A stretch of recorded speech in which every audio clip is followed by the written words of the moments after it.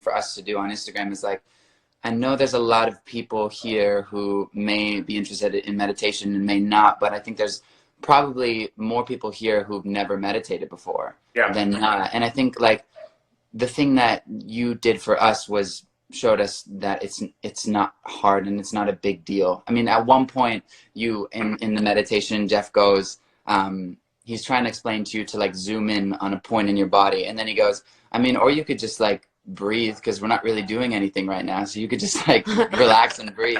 And that was like the most freeing feeling as a person who wanted to become better. And I think it's really important for people to know that, because I think sometimes you feel like meditation from the outside is like, you know, this like you have to like become Buddha and achieve like transcendence, and that's not really what it is at all. It's literally like it's strengthening muscle groups in your brain that over time make you a better human.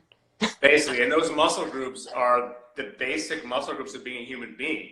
That's the thing. It's like meditation just makes it deliberate. But everybody you know who's cool, who's genuinely cool, like they know how to keep a level head in an intense situation, or they know how to kind of be around people, the kind of wisdom you get around cool grandmas and old folks who kind of learn the lesson of getting over themselves. That's meditation. Meditation doesn't belong to a tradition. It doesn't belong to a particular culture. It doesn't belong to any expert. It's like it's a human thing to learn how to be with dignity in your life.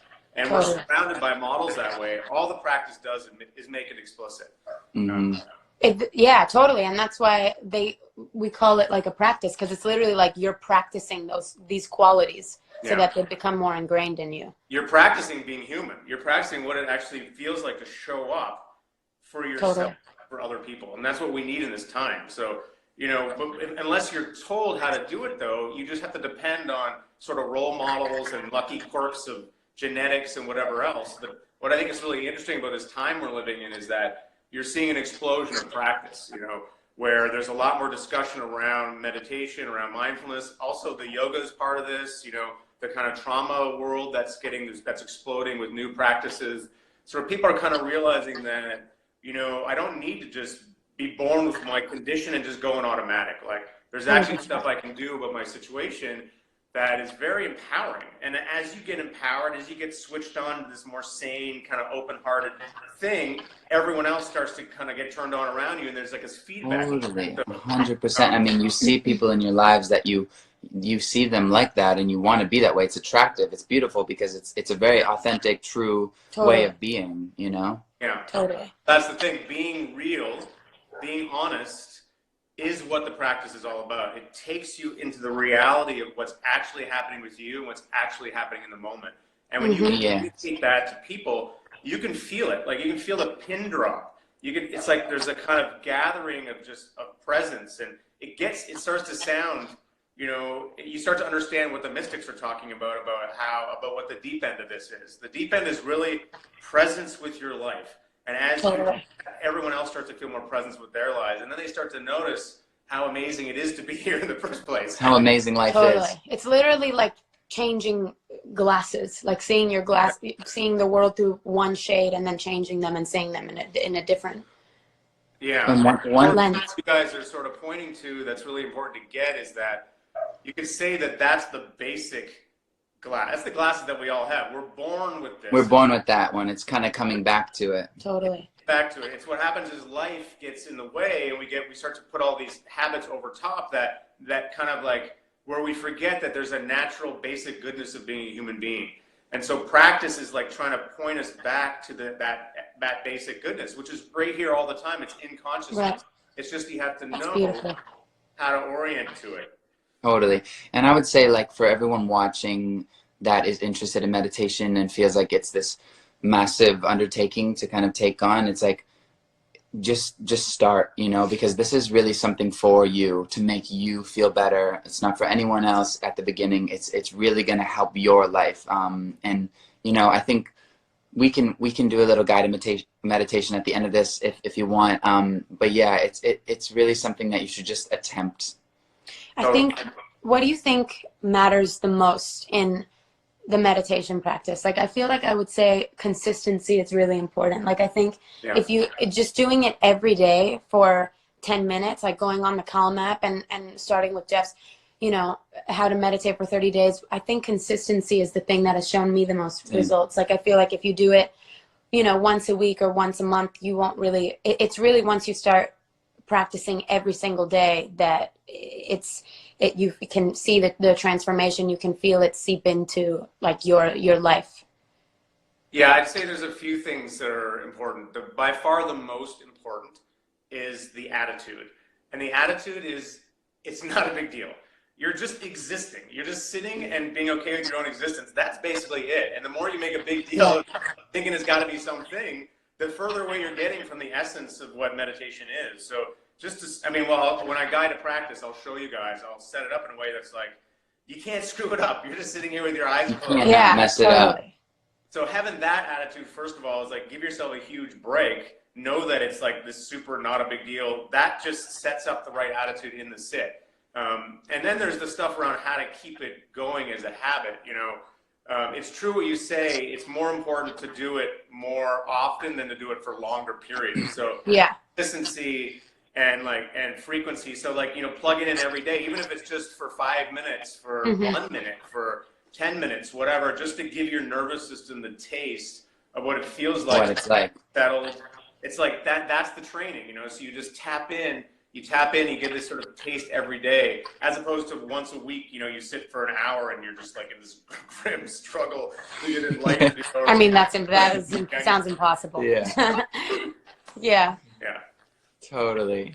I feel when we talk about this stuff that it's the most important thing in the world. 100%. Because number one, you're looking out for yourself and you're really taking care of yourself. This is like 1 minute, like you said, 10 minutes of real self-compassion when you just sit there and you try to do something for you. And it's really, I think one thing I really want to talk about is like, I think in, you know, currently, I think for us especially, we have this mode that we get into where we go, I'm just going to do it. I'm just going to black out. I'm going to put a phase in. I'm just going to do it because, and we become tough and we have this tough attitude and we end up getting through it. But at the end of the thing that we have to do, we end up feeling weaker instead of going through life with like a more open heart and a more open, you know, feeling in our bodies. And I think it's like for anybody that like wants to be better and wants to improve, there's like, you feel like there's this approach to white knuckling and being like, okay, this is how I'm going to change. I'm going to like, let's say you're it's like you want to be more confident or more calm. It's like, you're like, I'm going to fake it till I make it. I'm going to fake confidence. I'm going to fake or whatever. And it's not coming from like a healing, like loving place. You might get to a place of success, but at that place you find you have a lot of pent up tension and anxiety. Yeah. So to start from a place of compassion, although it may be harder at the beginning, it is hard, which is very hard, ends up leaving you in a better place at the end. I think that's been something that the meditation practice has really helped both of us with, is I think we both have a tendency to like, you know, kind of like self-whiff. You know, like berate ourselves for silly things. Yeah, totally. And for not doing our best in this area, and we messed up in this area. And I think a place that meditation really helps is in non-judgment and self-compassion. I remember Jeff has this meditation called Self-Love Bomb, and he's like, if this feels weird to you, you got to do it twice. Totally. That is just my core. Because, I mean, I was going through a tough time, and Camila was actually the first to say, I think you need to practice self-compassion. And I was like, I do. All day I'm like, it's no big deal. I mean, and then I'm like, oh no, I really need to practice self-compassion. Because when your instinct is when your instinct when you mess up is like, God, oh, why did I do that? Oh my God, I'm so frustrated with myself. You don't even realize that you're doing that, and you don't realize that doesn't help anybody. No. And you don't realize that all of these habits that you have in your mind it's like, you shouldn't judge yourself because they're just things that you've been practicing unconsciously, and you can change them. You can work on changing them and become aware of them now. And that's all, like, if you're trying, that's like all you need you just need to exist to love yourself. Like, you don't have to do anything to earn that. Jeff, what's step one for You're people? already here. You're already here. You did it. It's like, so the whole thing is that we develop, you know, we're young, we don't know we're developing these habits, and we just want to make our parents happy. We want to make our world happy. So we develop all these compensation patterns where we're like, oh, I got to do this, or I got to do this, and then we internalize them, and then it's sort of like you got an inner part of you going now, you got to do that, you got to be better, you got to be good, and so we start to think that we need to perform in a particular way in order to be accepted.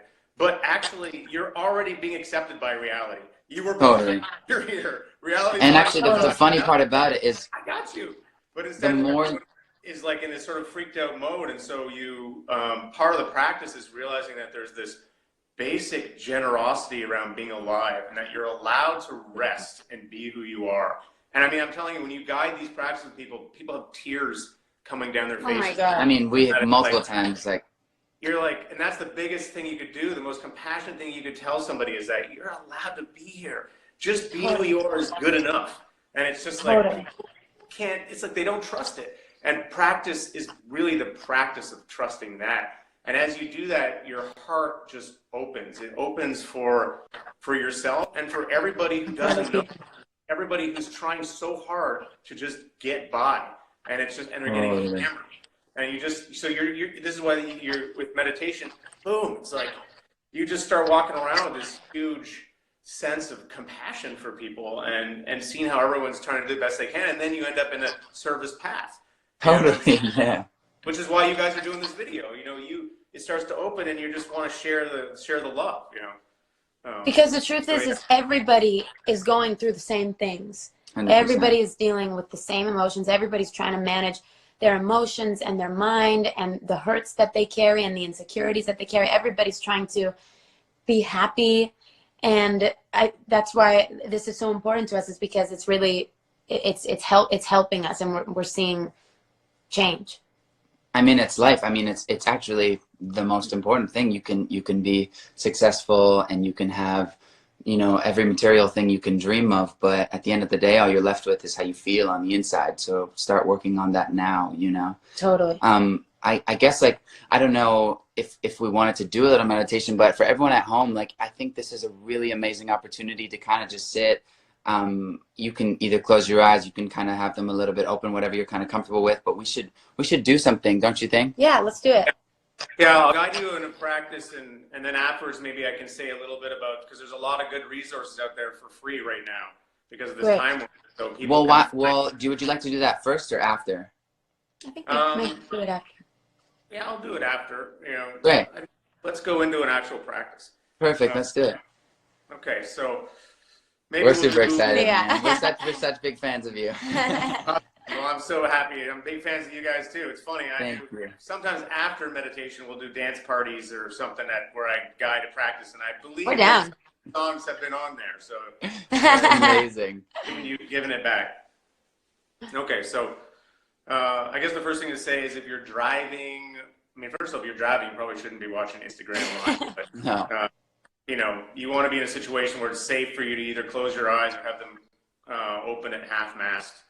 People think you need to close your eyes for meditation, but it's really what's comfortable for you. So some people like to have their eyes kind of open, looking at the ground in front of them.